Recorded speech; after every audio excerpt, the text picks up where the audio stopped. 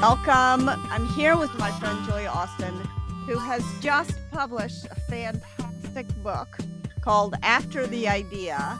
And this is really sort of some truth, some radical candor about what it's like to be an entrepreneur and to take a glimmer in your eye and turn it into a reality in the world. So, welcome, Julia. Thank you so much, Kim. It is great to be here. You know, you and I first met. I don't know if you remember this, but I was doing a radical candor talk for you and your team. And there was a lineup of people who were asking questions, but I was joining over Zoom. I And, remember and that. my daughter walked in behind me, and I didn't recognize my own daughter. And I was like, gosh, they're hiring people that seem way too young. So that was a long time ago. My daughter was, like, 12 at the time, Yeah, so so funny. anyway, welcome. It's been a pleasure to work with you on and off again ever since. Like, So, why don't you start by telling folks why you wrote the book and why you chose to do this labor of love, which yes, writing a book always is. sure is, sure is. Yeah, so I've been in the startup industry for almost 3 decades, which is frightening to say out loud, but I've been doing this a long time, and as a joiner versus as a founder. But Mhm. I'm teaching a course for many years at Harvard Business School called Startup Operations, which is for entrepreneurs who are building real businesses. And we're missing the sort of secret ingredients of everything it takes beyond that idea, beyond fundraising. What does it really take, right? To do your finances and your Yeah. legal and your marketing and all those things.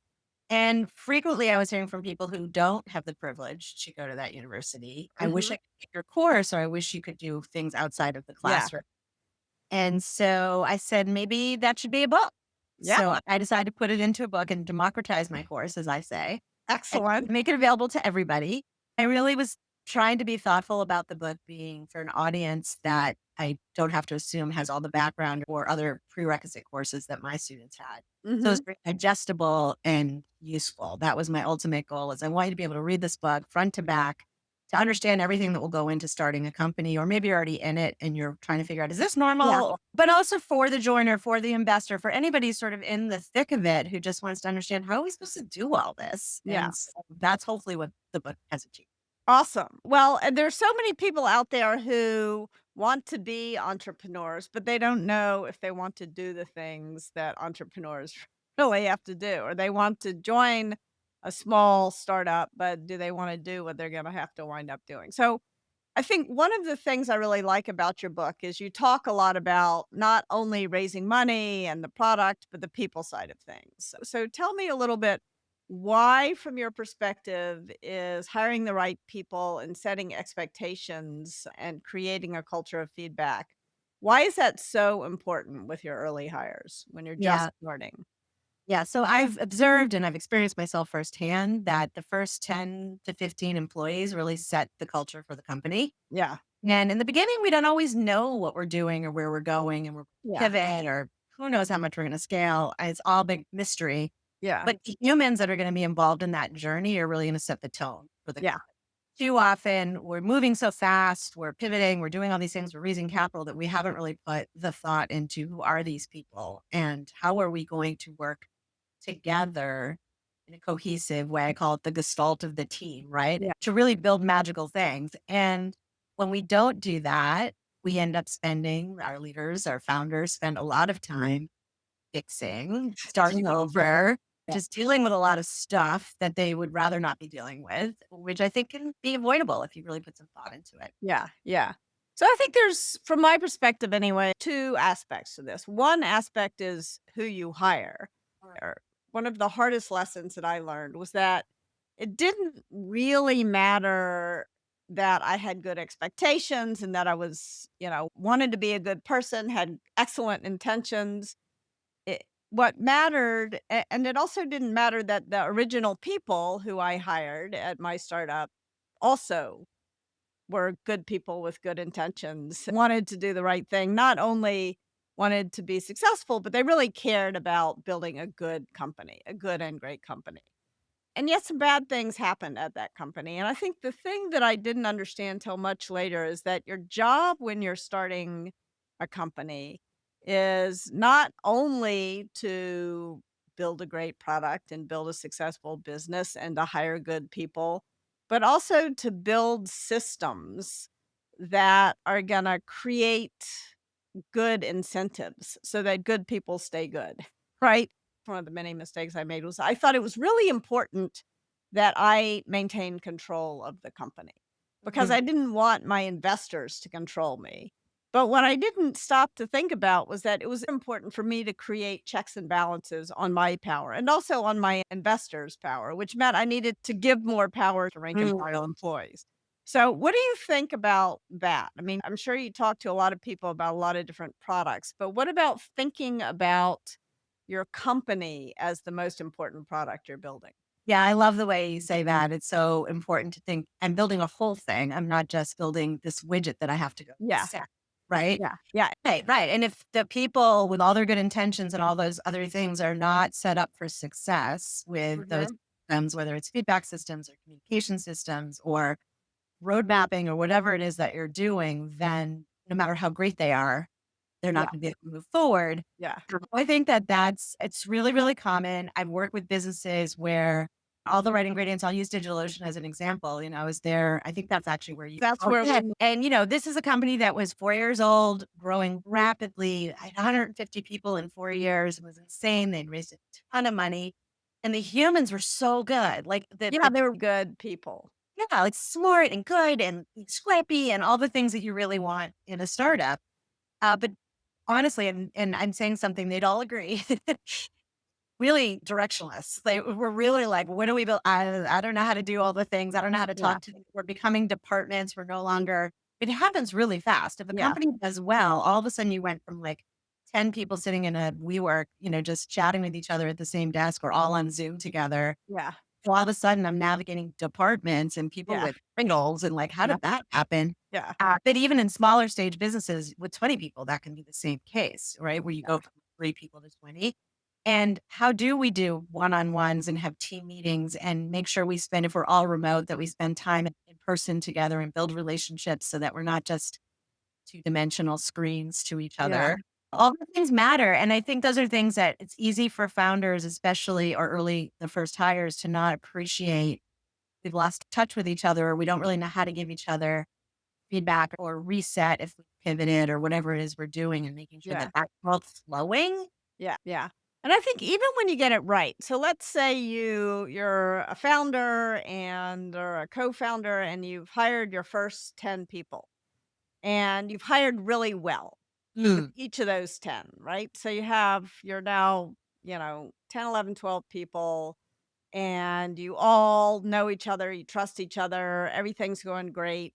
As a result, you're successful and now you grow to 40 people. Yeah. Even just and 40 people's not that many. A sociologist would tell you 40 people ought to be able to get stuff done without a whole lot of systems and process.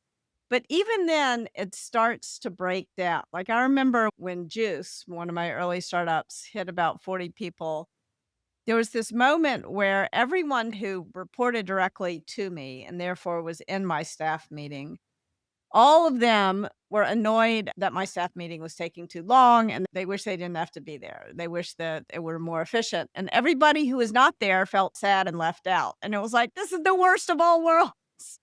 So, how do you, as you start to grow, make sure that you can get big without feeling big, without Yeah. falling prey to bureaucratic slowness? Well, even in that example, which I love, is this idea of setting the expectations early. Hey, good for us. If we go from 10 to 40 in the next year, 18 months, whatever it is, Yeah. things are gonna change, Yeah. right? There will probably be meetings you will no longer get to go to. You might not know what our, ARR is on a more like daily basis than you knew before. Yeah.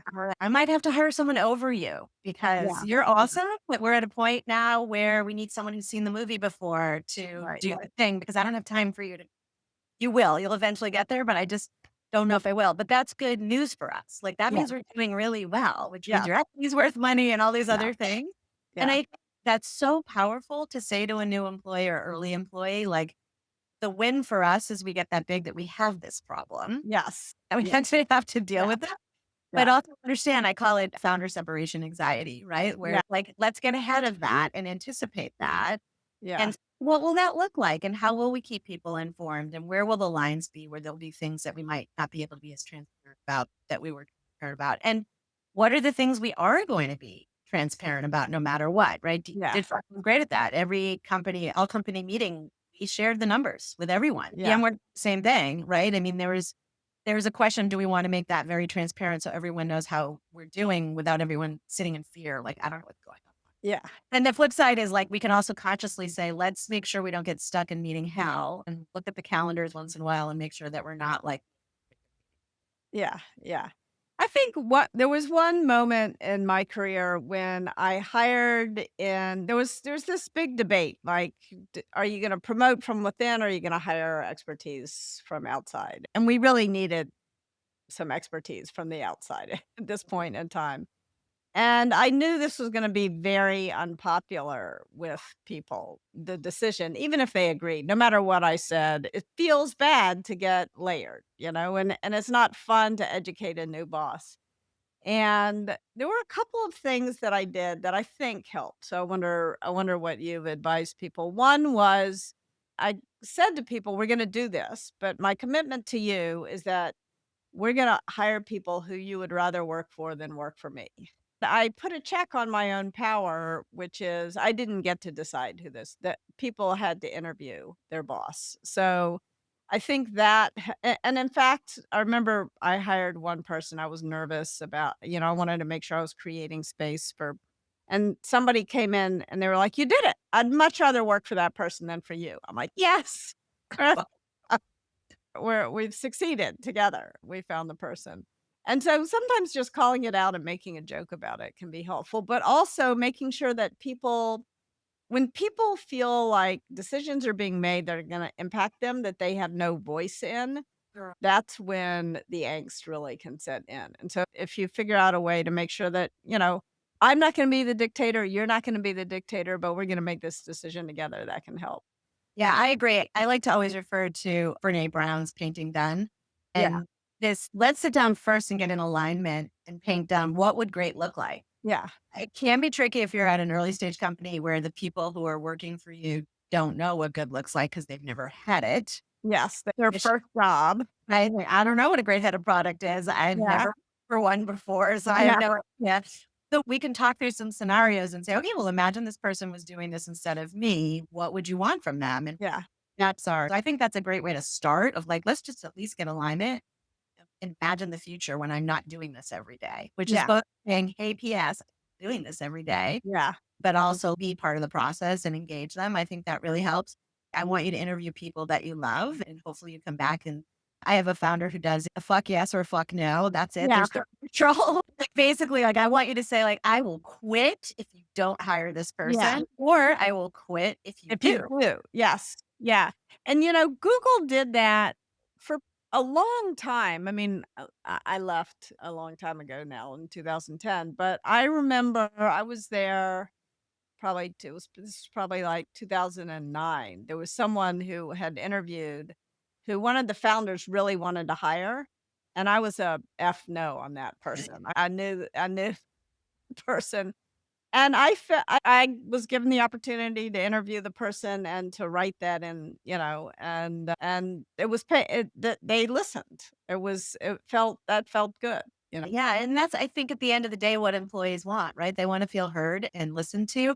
But I also think it's important that it is not all democratic because to my earlier point, like they don't always know how Yeah, that's and I'd like also the founder, like another one of my favorite stories from Google is Larry and Sergey had to hire a head of sales, but they had no idea what a head of sales would do. Like they didn't like they're like this is hard.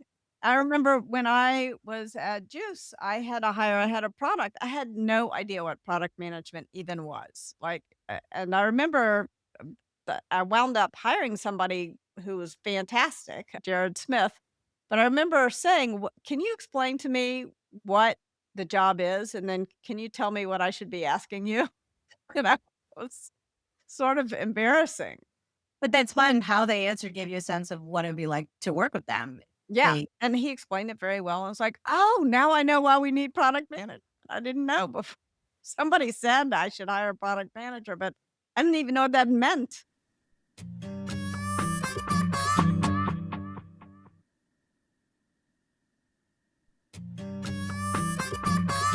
So, let's talk a little bit about expectation setting. One of the things you say in the book is expectation setting is the cheapest, most powerful management tool founders have and the most underused. So, say more about that.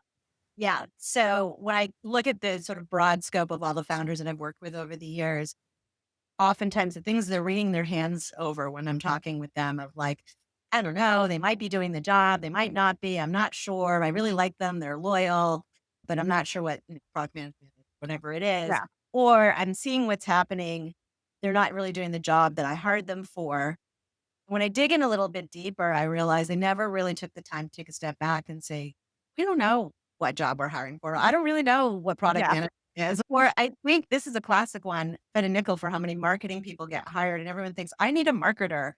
They have not defined it. I mean, we're guilty at Radical Candor. We keep saying we need marketing, and then we didn't hire somebody because we realized all of us who currently work there had a different. We meant something different when we said we need marketing. 100%. And marketing, which is can be brand, it can be social media, it can be copy, it can be product marketing, it can be so many different things. And so when we can take a step back and we can say, hey, we think marketing is a thing we could be better at, and we can Yeah, set an expectation with a candidate.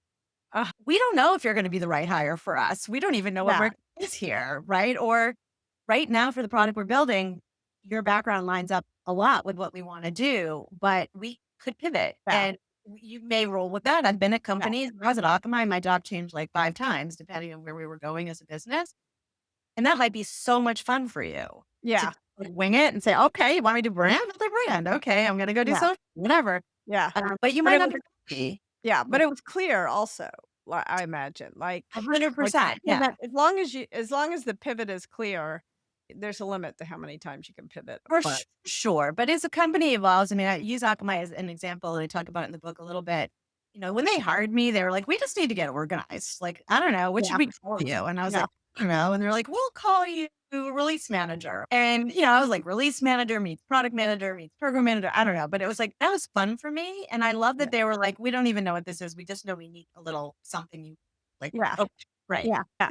And I felt like secure in knowing they don't know, but Mhm. also that we were all comfortable with evolution and just like, let's see what happens. And if we Yeah. do, we'll figure it out. And I think that's why some kind of system of goal setting where the employees say what their goals are, not the founder, is Mm. really important. If you have a bottoms up goal setting system, it doesn't have to be like a complicated system. It can just be a matter of writing them down and looking at them once a week on a shared document. But if everybody knows what other people's goals are and whether they're achieving them or not achieving them, that helps people know whether they're winning or losing. We hired a summer intern and he said to me the other day, he's like, I don't know whether, I mean, I'm getting feedback, but I still have this uneasy feeling that I'm not doing well. And I felt bad. I was like, we failed in expectation setting in this case. But I didn't have time to tell him what his and I was like, "Write down what you could achieve that would make you feel successful Perfect. and what you're gonna do to achieve those things, and voila." And So he's like, "Oh, great idea." So, expectation setting can be bottoms up. It doesn't have to be founder down. for It's sure. In fact, I always recommend the 30 classic 30, 60, 90 day. When someone's starting, you can say, like, what do you think you're going to be doing in your first 30, 60, 90 yeah, days? yeah. I, The answer in the first 30, even in a startup, should be listen. if we spend the first 30 days just understanding how did we get here? Yeah. For sure. I don't assume Get to know right. people, get to Right. understand what above all, do no harm, and that Right. means you gotta figure out why the company is where it is right now. Totally. And then co-create them. So start maybe you ask the employee, like, what do you think it looks like? And then let's Yeah, sit down and co-create something that we can get aligned on and then feel good about it to your point. And also because it's a startup, after 30 days, who knows what it's going to look like? We'll probably have to revisit yeah, it. Yeah, Yeah, because yeah, you're gonna learn a lot, and you're gonna see a yeah, lot. You may have made some new decisions yeah. during time. So I Yeah, think and I think as things change, just explicitly crossing off, "Oop, that was a goal, and I'm gonna cross that goal off and replace it with another one," and that's okay. It doesn't mean you failed, it means you're explicitly pivoting instead of implicitly pivoting and forgetting why you're there.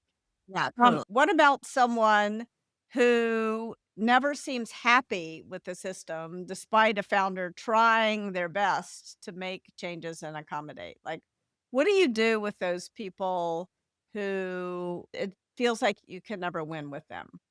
Yeah, well, it's sort of a two-part element to that. First thing is asking yourselves, "Am I at all," and this is from Jerry Colonna's classic line, "How am I complicit Yeah. in situations I say I don't want?" So I always start with, like, was I transparent enough? Did I set the right goals with them or co-create things? Did we just be introspective first? Like, is there anything that I could have done to set this person up better for success? Yeah. But if the answer is I've done all the things and I'm pretty sure I've tried to bend over backwards for this person, then the real question is, are they a right fit? I think one of the hardest things that founders struggle with, early stage companies struggle with, is you're not going to get it right. And sometimes you just don't have time to do the coaching and the performance management and all the things that you want to do. Now, I'm not saying like fire everyone, but I'm saying you have to be honest with yourself. Have I done everything I can do to really set this person up for success? Is this what lights them up? Sometimes, to your earlier point, they like the idea of the glamour of going to a startup or the possibility of a big financial upside, but they don't really understand or appreciate this is like scrappy times. Yeah, And we gotta put the furniture together tonight after. and we might Anyway. not have all the screws Yeah. and no instructions Yeah. like what Yeah. happened. And so you just have to, sort of that's a good time for that kind of conversation, which is, what were you hoping to achieve here? Can you reach your goals? Can you self-actualize and Yeah. get what you need here? Is this really where you want to be? The other piece of this is also role. A lot of times people come in thinking that's what I want to do. I want to do product management. Yeah. The former engineer, and they're like, but I really want to code. And they're like looking at, I think, that conversation because it could Yeah. be like you're trying to fit them into a role that's not really the right role for Yeah, yeah. I think also there are people who are sort of they're just grouchy. And I think them. it's useful to have a few Eeyores in every actually. Not everybody has to be happy all the time. The person who disagrees, who's skeptical, Yeah. may be a huge of huge value, and you don't wanna undo that. Yeah. I got a coaching session with one of my clients this week, and she said that her big leader that she had hired about a year ago, a C-suite leader, was always the contrarian in the room. Yeah, And I said, "So is that a bad thing? yeah, Let's talk about that. Is it disruptive? Does it bring the whole team down? Is it an yeah, Eeyore situation? Or is it just giving a new perspective on how to think about things?" And at the end of the day, it's not disruptive. And everybody's like, "Well, that's an interesting way of thinking about it." yeah, She really took a step back and she said, "Yeah, no, it's not. I mean, he's definitely that guy in the room. yeah, But yeah. like, It's good to have that person sometimes. as long as they're not toxic, I think Well, there's a yeah, as long as they're not discouraging other people from doing their best work. that's right. But I think it's important to realize that a successful company is gonna have a lot of different kind of personalities, and part of your goal as the leader of the company is to create a situation where different kind of working styles can work together. Yeah, I think that's really important. I like the find the ad who's Yeah, additive. culture Yeah. ad is really Going, important. and just that variety is important. This person isn't like me, or they think differently than me, or they're contrarian once in a while. Could be just the spice you need to really. Yeah, That's sorry, yeah. just that one. So, what are some examples from startups you've advised? Like, what specific practical, tactical suggestions do you offer people for making sure that expectations are clear? Yeah. So I think going back to your point about pivoting and pivoting too much, I think even just being honest in the early stages of a business, this is what we're going for. This is what our goals would be, measurable goals that we have that would tell us we're actually getting some traction or getting a Mhm. product fit. Sets the expectation not only we're building to solve this problem, but like here's how we'll know if we're Yeah. actually solving it. Yes. Right. Yeah. I think that's really important because everyone wants to know, like, what is good, right? Are we hitting our goal? And what are the repercussions? And if we're not doing well, what's the plan, Yeah. right? Like, what comes next? And it could be as simple as just being honest. We have no idea. We have some other ideas, but right now, this is where we're focused. And with Yeah. timeline, like, we're going to try this for the next 2 months, and this is what we're going to see in terms of customer traction or units sold or whatever it is that you're trying to achieve in the early days, and then go from there.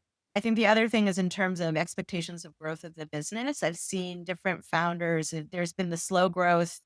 We don't care about ARR right now. We really want traction. We really want to make sure that we're building the right product that meets the right demand for this particular type of customer, and then we'll Mhm. worry about rocket ship growth at some point. Yeah.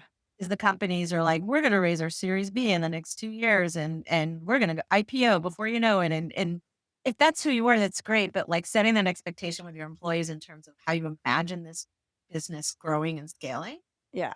also can temper expectations of urgency and how am I going to be working with other people if we're going to try to grow that fast? And it just gives you a better sense of what you just signed up for. Yeah. A conversation you and I had early on that has really stuck with me is that it's okay not to grow as fast as venture capitalists, but don't raise venture capital money if you don't wanna grow that fast because you're gonna come under a tremendous amount of pressure. One of the things that Jason, my co-founder, and I were very clear with each other about up front was we don't want to raise money. We wanna grow at a Yeah. and there's nothing wrong with having a profitable business that's not growing Yeah. 30% a quarter. That is success. But Uh, alignment on that is important, right? You and your yeah, co were aligned on that. And I see too many co-founders I actually share this story in the book, a former student of mine, where they were very aligned on what problem they were solving and who they were solving it for. But they had not talked about what is, other than potentially a number, everyone has like the number. What would that number look like for them to check out and say, I'm done? But they hadn't really talked about the dynamics of that. And they ended up 2 years into the business getting an offer to be acquired. And what's fascinating is my student was like, "Yeah, hell yeah, that sounds great. The number was fine." And yeah, another business idea he had in mind anyway that he was thinking about going after. I built yeah, something to buy. yeah, His co-founder was kind of like, nah, I really yeah, like having like this little business that we run, and I don't really care about the money, and I don't want to go work for some big company who's going to yeah, buy it. I don't have yeah, an idea that I want to yeah, go to. yeah, that's hard. It was really hard for them. Fortunately, they're good friends and they worked it out. They did not take the deal. They waited for something else to come Yeah, along, but they didn't have that expectation setting conversation. yeah, yeah. And there's gonna be moments where you realize, I think recently, Jason and I have seen, "Oh, this business can grow faster," and that could be interesting. There's new stuff we could do. So sometimes it changes. Being explicit about those changes, I think, is really important. I'm glad you said that though, because I see too many founders who think the goal is to raise the money. What? Our goal was very explicitly not to raise the money, make the money, to grow a profitable business. Yeah, I have founders. I'll ask them, well, so why do you want to be a founder? Or an entrepreneur? And they'll say, because I really want to be my own boss. And I say, are you planning on raising capital? They'll Yeah. say, no, of course. Yeah, Or then you're not your own not boss. your own boss. Then you're, at the mercy of the market. But that's okay. I mean, I think that took me a while to realize this, but I didn't need power and control to enjoy my career. And in fact, when I did have too much power and control, that was when I really screwed up. I know that's not conventional wisdom, but for what it's worth, that's what I think. I really like what you said about teaching your founders to set expectations. What about feedback? I mean, you know what radical candor is, caring personally and challenging directly. But how do you think about feedback and creating a culture of feedback? Why is that so important for founders? Yes. So there's an assumption founders make that everybody's in their brains and knows everything that's going on because they're Yeah. doing a million of them Yeah. and nobody understands what's happening or Yeah. why doing those things. You mentioned earlier about the ambiguity that can happen when you're not getting feedback, and that creates an amygdala response. It's a natural response, fight or Yeah. flight. I don't know what's happening, so I'm going to make up a story. Yeah. And the It's reason I usually have not a happy story. right. So the reason my boss all of a sudden wants to do one-on-ones with me must be because I'm not performing well and I'm in trouble. Yeah. But it's been amazing when you flip it and say, "Hey, y'all, I've decided I'm going to do one-on-ones with each of you every week now, or every other week, or whatever it Yeah. is, just to touch base and make sure we're all good." Yeah. That response off immediately. Yeah. That fear of like, "What am I doing wrong?" So I think such a small tweak, but just saying, "Hey, I'm changing my behavior." Or we're gonna do something differently now, just calms everybody Yeah. down. So I think Yeah. that That's really Explaining why you're doing what you're doing and being open to feedback that, either what you're doing is wrong or your reasons for doing it are wrong is really important. yeah. What would you suggest for a senior leader in a growing slash scaling company whose founders have unrealistic expectations about what's achievable? Too much, too fast, and too early. The reality distortion field. It's right. Yes. Oh, I know those founders, so I've worked for those founders. Yes. They're amazing. So cool. That means they're really ambitious and they have big vision for the business. So I think you have to respect that a lot of ways. I think the best thing that you can do is on the feedback side. And if you have that caring relationship where you can have that sit down conversation, say, I hear you. Yeah. Like, I used to do this all the time with Danny at Akamai. We would fight ruthlessly. He was a CTO. I was a Yeah. VP of engineering, and he would come back from some big meeting with David Philo at Yahoo and be like, "Oh yeah, we have to build all these." And I'm like, Yeah. "Okay, I hear you, Yeah. but let me show you what's on our plate right now." And What are then, we going to take off our plate? right, exactly. So I had an old boss, one of my first jobs, who always used to say, "Facts are friendly." So I think instead of arguing or you're crazy, you're unrealistic, presenting okay, I hear you. I understand how that lines up with our vision, or I don't. Like, tell Yeah. me what gets us there. Just presenting it in that very factual, straightforward way, I think can help founders kind of get back to reality a little bit of like, oh, okay, I got you. There was one founder I coached and I did a 360, and what people said they wanted from him was radical reality. This is a super successful founder, but it frustrated people. And I think what frustrated people was not that he was ambitious and he was pushing them, but that they felt like they couldn't push back. And that was Yeah. what he had to learn how to do, not to lower his expectations, but how to make it easier for people to tell him, if we're going to do this, we're not going to do that. Because he was fine not doing things. In fact, when I was at Apple, I used to teach this course called Saying No in a Way That Strengthens Your Relationships. Oh, I love Power. Yeah. Yeah, it's interesting. One of the things that I have to remind founders regularly is you underestimate this big hat that you're wearing, Yeah. right?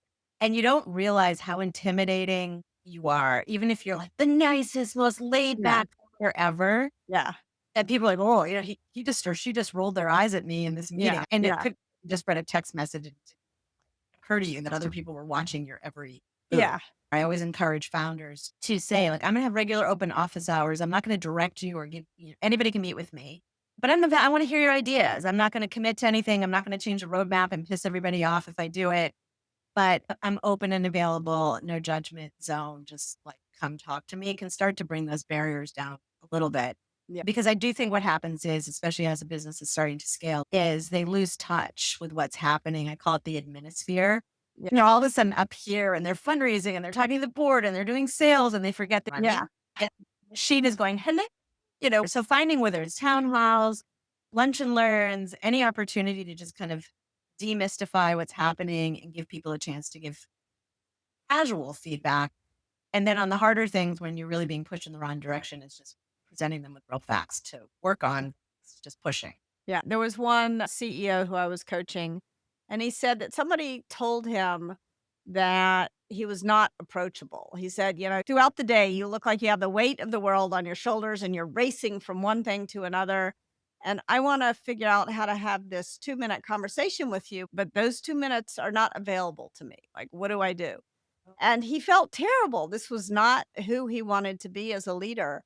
And he said, "What do I do?" And so we talked about it. And one of the things he started doing was blocking 2 hours a week to just wander around and chat with people who he hadn't talked to in the last couple of weeks and just to ask people, what's going on. One of the things I did, this only works up to about 60 people, but I used to try to call everyone in the company at least once a month for 10 minutes and say, what's going on? Anything's fair game, furniture to strategy. And so I would book little chunks of time in my calendar to make sure I was keeping Yeah. in touch with what was going on 3 levels deep. Once you get beyond that, what I found helpful was to have skip level meetings Yeah. or speak truth to power meetings. So with each of my direct reports, I'd meet with their direct reports, probably twice a year and say, what could so and so do to be a better leader. Yeah. I think the other thing I love is finding time to build relationships with your organization, not just your directs, but Yeah. everybody Yeah. out in the office, or if you're on Zoom, getting everybody in person to really build connections that allow for those harder conversations. I can tell you from all three businesses that I worked in, Akamai, IBM, and DigitalOcean, those moments doing a fun game in a field with somebody or just having a beer or whatever with people you would never interact with otherwise. VMware, we used to do a big innovation conference every year for all of engineering. Well, not all of, because it got pretty big, but like 1,400 people would Yeah. come So it's and a lot. everywhere, right? And it was like a giant science fair for 2.5 days. It was Yeah. amazing. So much fun. Have highlight of my year every year. But one of the best things that we did after the day of presenting ideas and having all sorts of fun, worky kind of things, there would be poker games over here and there would be people playing cards, or darts over Yeah. here and whatever. And those were like, you just wander around and sit down, you get to know people who work in your organization Yeah. who are as humans. Yeah. And then when a hard thing comes up or they're nervous and intimidated because you're some big executive, we just played cards together, Yeah. right? Yeah. Now Yeah. we have a real conversation and it doesn't feel so awkward, right? Yeah, yeah. I think also when someone tells you something, if you do something about it, you wanna make your listening tangible so For that sure. people know that if they come to you with something, and even if you disagree with them, just explaining why you disagree is really helpful for creating that kind of You're culture right. of feedback. Yeah. So, what are some of the most common mistakes that you've seen founders make? Okay, so common mistakes. The myth that the product is the business. So I Yeah, think that centering too much on the product or worse, the solution without understanding everything it's going to take to actually get yeah, to building a whole business. So I think that in itself is a common mistake. The appreciation understanding of the gestalt of the team. So again, mhm, I'm going to hire this smart person to do this thing and this smart person to do that thing. But oh my gosh, they're going to have to work together. yeah, yeah, And you can get stuck in what I refer to as the hub and spoke in the book, where like, I'm going to work with you, and I'm going to work with you, and I'm going to work with you. And the way I'm going to stay in the loop is that you all have to pass through everything. yep, Yeah. And it happens all the time, right? And they think they're serving everybody, right? Like you yeah. don't spend time on that. And then you're the bottleneck, and you're creating politics, by the way. Totally. And they often fall into, they don't mean to, but they'll like gossip or excuse Yeah, other employees. And then your employees saying, well, what are they saying about me? If they're yeah, saying that to me about yeah. them, What do not talk to one employee about another. but it happens all the time, Yeah, right? there was a founder who did that. I said, "You are creating a Stalinist culture here." Because people think if they can get your ear that you will then go, Right. they're making bullets and you're shooting them, and you don't even understand the situation into which you're shooting these bullets. It's For really bad. sure. And he was really worried that he wouldn't hear things if he didn't participate in gossip. I'm like, "There's a better way." For sure. For sure. Right. And that just learning how to let go and say, that's great. Why don't the two of you talk about it? Let me know what you all came up with. Yes, yes, It's the yeah, best. clean escalation, absolutely.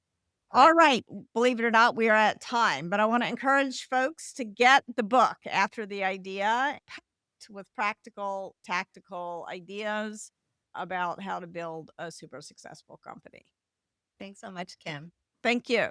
The Radical Candor podcast is based on the book Radical Candor: Be a Kick-Ass Boss Without Losing Your Humanity by Kim Scott. Episodes are written and produced by Brandy Neal with script editing by me, Amy Sandler.